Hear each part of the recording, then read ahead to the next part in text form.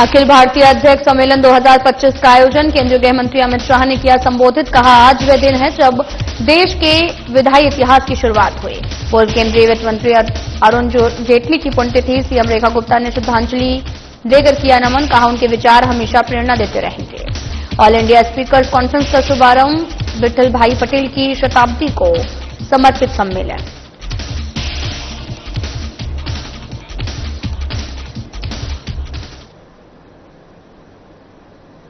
नमस्कार, मैं हूं आपके साथ अंकिता पाल। बुलेटिन की शुरुआत करते हैं। पूर्व केंद्रीय वित्त मंत्री अरुण जेटली की पुण्यतिथि है। इस अवसर पर अरुण जेटली पार्क में बीजेपी के वरिष्ठ नेता और दिल्ली की सीएम रेखा गुप्ता ने उनकी प्रतिमा पर पुष्पांजलि अर्पित कर भावभीनी श्रद्धांजलि दी है। इस अवसर पर वित्त मंत्री निर्मला सीतारमण, शिक्षा मंत्री धर्मेंद्र प्रधान, सांसद रामवीर सिंह विधुड़ी, बासुरी स्वराज और डीडीए अध्यक्ष रोहन जेटली सपरिवार उपस्थित रहे। विधि के क्षेत्र से लेकर संसद के सर्वोच्च मंच तक इस अवसर पर सीएम रेखा ने कहा, अरुण जेटली की अद्वितीय प्रतिभा और गहन विचारशीलता और जनसेवा के प्रति समर्पण सदैव अनुकरणीय रहेगा। उनकी प्रखरवाणी, स्पष्ट दृष्टिकोण, राष्ट्र के प्रति अटूट निष्ठा आज भी हम सभी के लिए प्रेरणा का स्रोत है।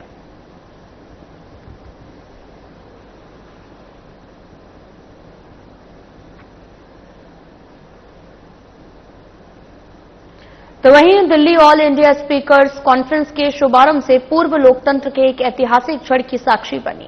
कई राज्यों की विधानसभाओं और परिषद के अध्यक्ष, उपाध्यक्ष एवं सभापतियों के सम्मान में आयोजित रात्रि भोज ने हमारे संसदीय परंपराओं की मर्यादा और संवाद की संस्कृति को और जीवंत बना दिया है। ये सम्मेलन भारत के प्रथम निर्वाचित स्पीकर विठल भाई पटेल जी की शताब्दी वर्ष को समर्पित है। लोकतंत्र के मूल्यों, गरिमा एवं आदर्शों का प्रतीक भी है। इस मौके पर दिल्ली की सीएम रेखा गुप्ता ने शिरकत की, साथ ही कई कैबिनेट मंत्री मौजूद रहे।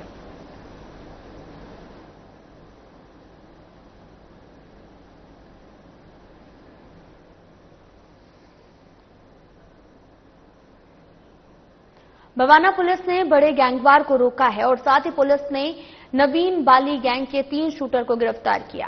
राजेश बवनिया गैंग के सदस्य को मारने के लिए शूटर पहुंचे थे। बताया यह भी जा रहा कि शूटर्स का हिमांशु भाऊ से लगातार संपर्क बना हुआ था। बड़े गैंगवार की संभावना से पहले ही तीनों को गिरफ्तार कर लिया गया। पिस्टल और भारी मात्रा में जिंदा कारतूस बरामद हुए। बीते कई दिनों से रेकी कर रहे थे आरोपी 11 अगस्त से होटल में रुके थे। पुलिस ने 15 अगस्त को पेट्रोलिंग के दौरान हिरासत में लिया था। 15 अगस्त के दिन बवाना थाने की क्रैक टीम, बीट स्टाफ और एसएचओ की सूझबूझ से गैंग वॉर से रिलेटेड एक मर्डर को रोका गया। जब बीट स्टाफ बीट पेट्रोलिंग पर था, तब सेक्टर 2 बवाना में ये देखा गया कि एक ओयो होटल के नीचे एक मोटरसाइकिल खड़ी है और जब अंदर जाके पूछताछ की गई तब पता चला कि 3 लड़के एक रूम में रुके हुए हैं जो सस्पिशियस है। तब एसएचओ श्री रजनीकांत और उनकी टीम ने होटल के रूम में रेड की और उनके पास से एक पिस्टल, 2 मैगजीन और एक देसी कट्टा और 14 लाइव राउंड्स बरामद किए गए। जब इनके फोन्स की चेकिंग की गई और डिटेल्ड इंट्रोगेशन किया गया तो पता चला कि ये लोग जो विदेश में गैंगस्टर बैठा है हिमांशु भाऊ, उसके इशारे पर एक मर्डर को अंजाम देने जा रहे थे। जो लड़के पकड़े गए उनके नाम अंजार आलम, ऋतिक और सरदार इलियास राजेश। सरदार पठानकोट पंजाब का रहने वाला है। अंजार आलम और ऋतिक ये बवाना के रहने वाले हैं। इसमें से अंजार आलम अप्रैल 2025 में नवीन बाली से मिला था और नवीन बाली ने उसको डायरेक्शन दी थी कि अगस्त में हिमांशु भाऊ का कॉल आएगा और वो जो बोलेगा वो काम आप लोगों को करना है। और उसी के चलते हिमांशु भाऊ ने उनको कांटेक्ट किया और टारगेट दिया। उसी के साथ 70,000 रुपए पहुंचवाए और वेपन्स भी दिए और ये लोग 11 तारीख से ओयो होटल में रुक के उस टारगेट की रेकी कर रहे थे और 16 तारीख को इस काम को अंजाम देने जा रहे थे। बट उससे पहले ही हमारे बीट स्टाफ की और एसएचओ बवाना की सतर्कता से इस गैंग वॉर से रिलेटेड होने वाले मर्डर को रोका गया। केंद्रीय गृह मंत्री अमित शाह ने दिल्ली विधानसभा में अखिल भारतीय अध्यक्ष सम्मेलन 2025 में कहा, आज वह दिन है जब देश के विधायी इतिहास की शुरुआत हुई थी। हम उसी सदन में उपस्थित हैं जहां से इसकी शुरुआत हुई थी। आज ही के दिन महान स्वतंत्रता सेनानी विट्ठल भाई पटेल के केंद्रीय विधानसभा के अध्यक्ष बनने के साथ भारत के विधायी इतिहास की शुरुआत हुई थी।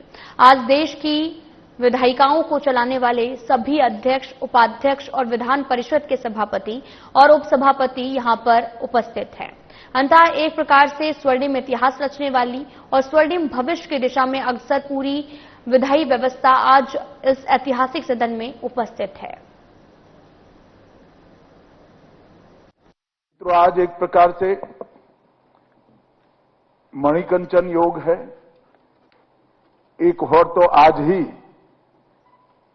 देश के विधायी इतिहास की शुरुआत जिस दिन हुई, इस दिन आज जहां हुई वही सदन में उपस्थित हुए हैं। आज के ही दिन महान स्वतंत्रता सेनानी विट्ठल भाई पटेल को केंद्रीय विधानसभा का अध्यक्ष बनने की से भारतीय द्वारा हमारे विधायी इतिहास की शुरुआत हुई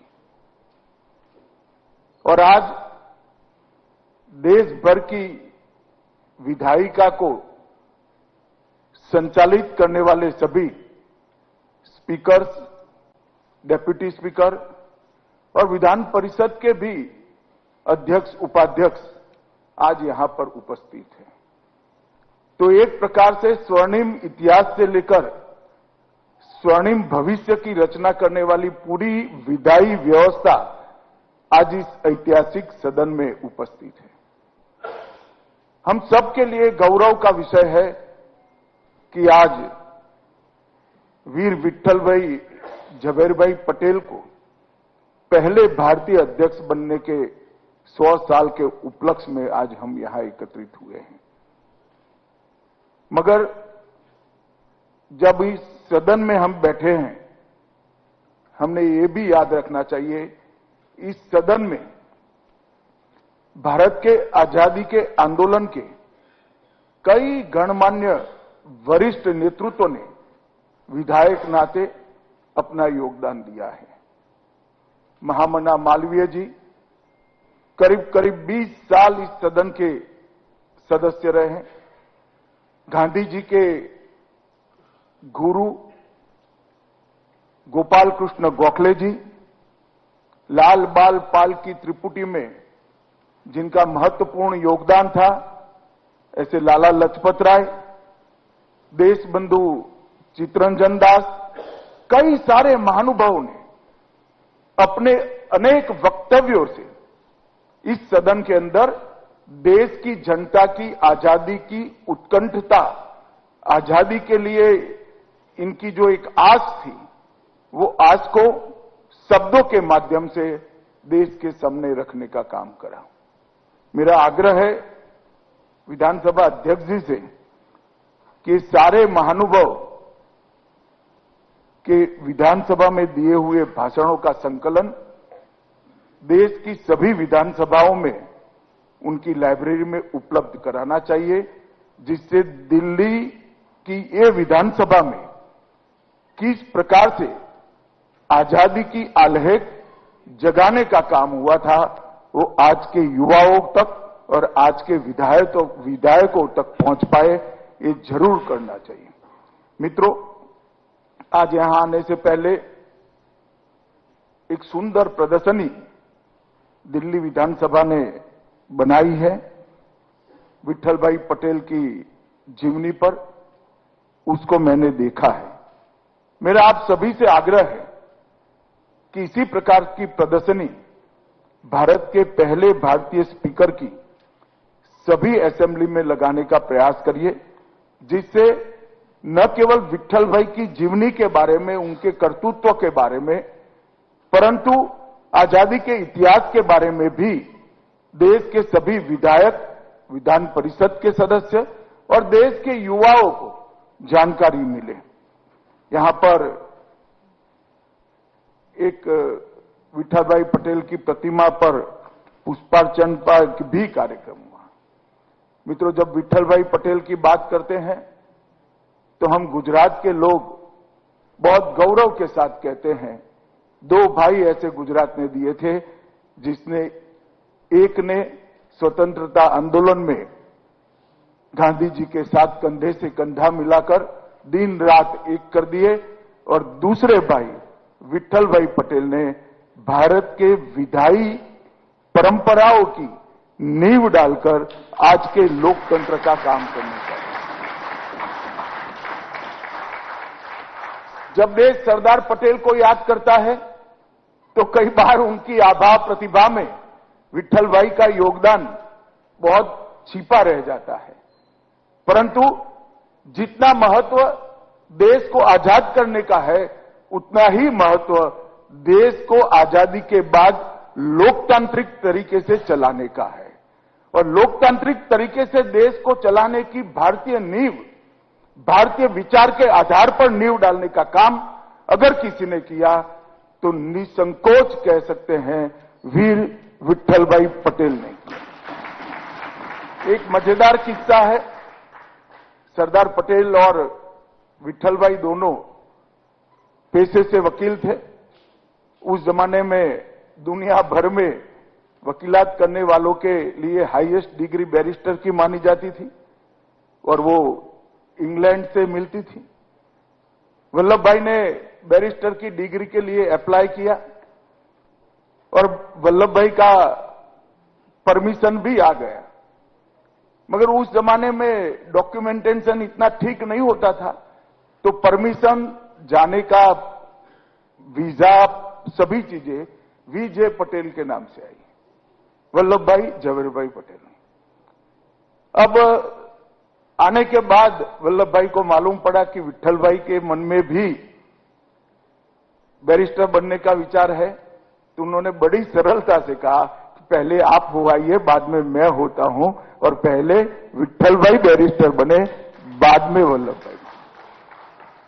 मित्रों, विठल भाई पटेल उन्होंने कई सारी परंपराओं को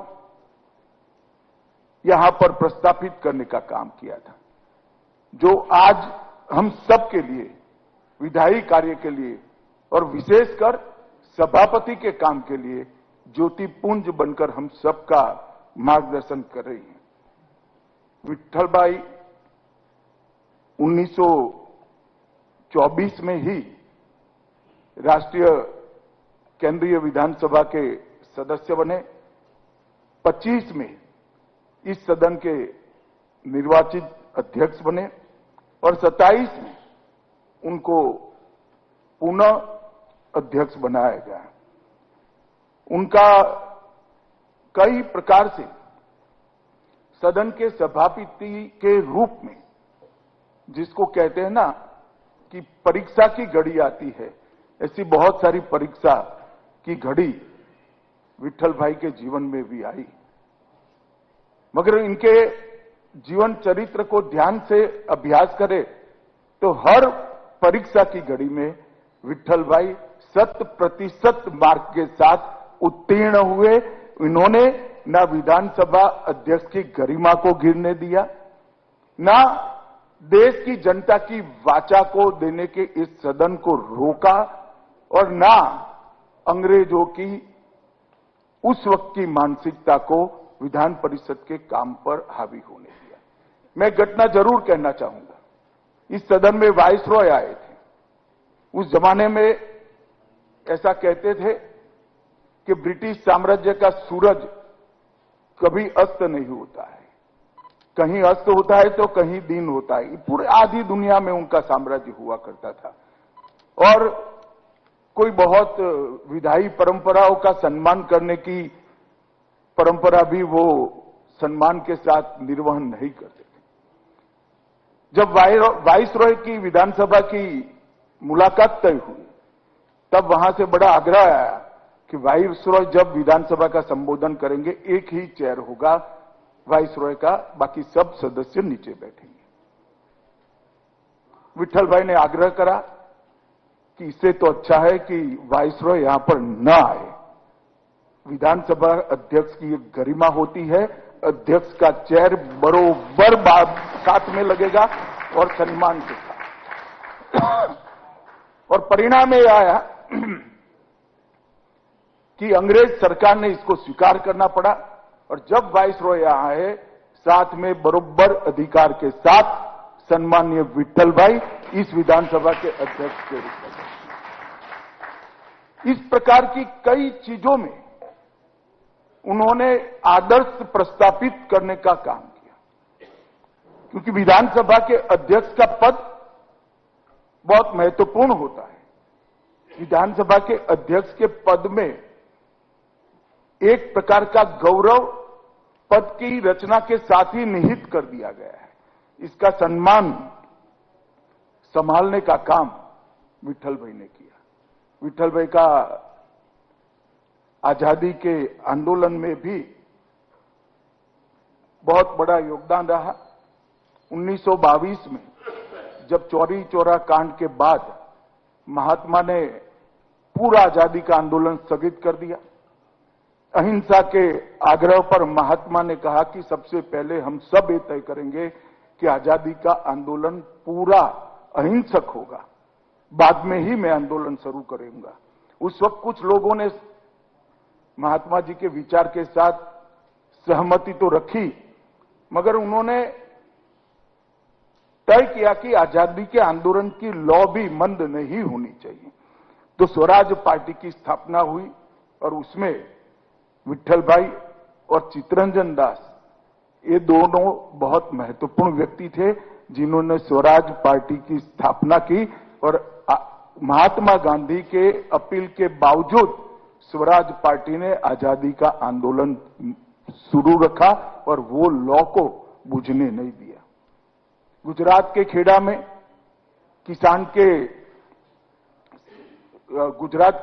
दक्षिण गुजरात के बारडोली में किसानों का जब दमन होता था तब एक सत्याग्रह किया गया, जिस सत्याग्रह के कारण ही वल्लभ भाई पटेल को महात्मा गांधी ने सरदार की उपमा दी थी। उन्होंने कहा कि किसानों का सरदार वल्लभ भाई है। तब से पूरे देश ने उनको वल्लभ भाई पटेल को सरदार पटेल के नाम से जाना।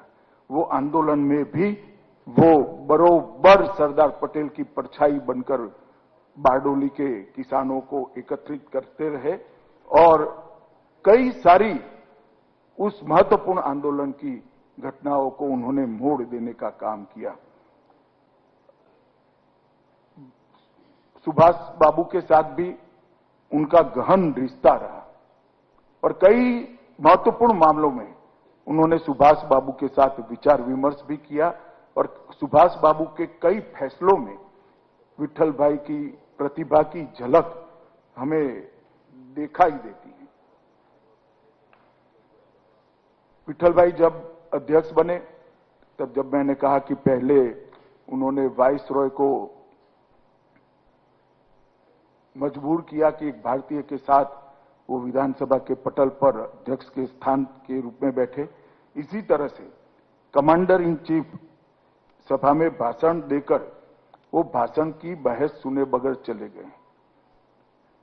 विट्ठल भाई ने रिजॉल्व कर कमांडर इन चीफ को माफी मांगने के लिए मजबूर किया था और उस जमाने में बहुत बड़ी घटना थी।